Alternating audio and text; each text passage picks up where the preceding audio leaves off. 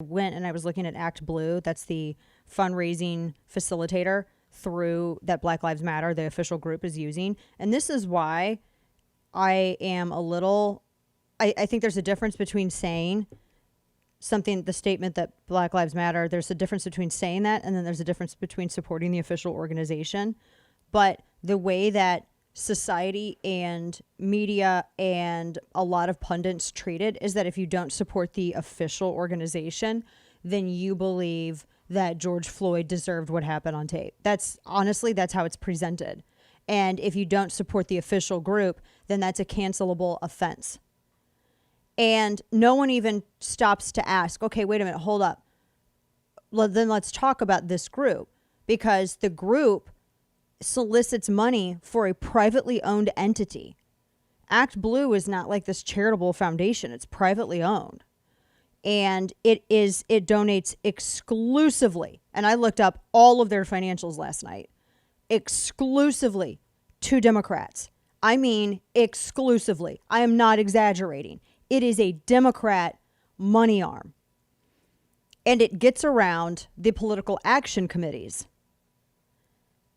And they have raised, just in the past, since May, over $20 million. Just from the Floyd riots. Or the riots from because there's the protest and then there's I don't even think they're for George Floyd. They're just riots from Antifa.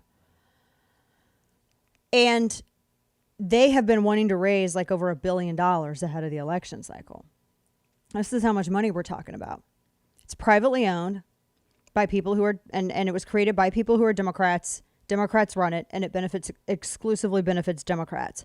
In fact, it was Act Blue that provided Beto O'Rourke with the majority of his funding. Because remember, he got most of his funding from out of state.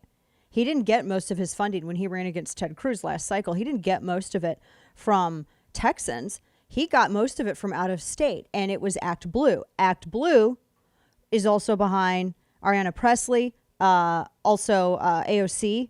Act Blue was a big fundraiser for AOC.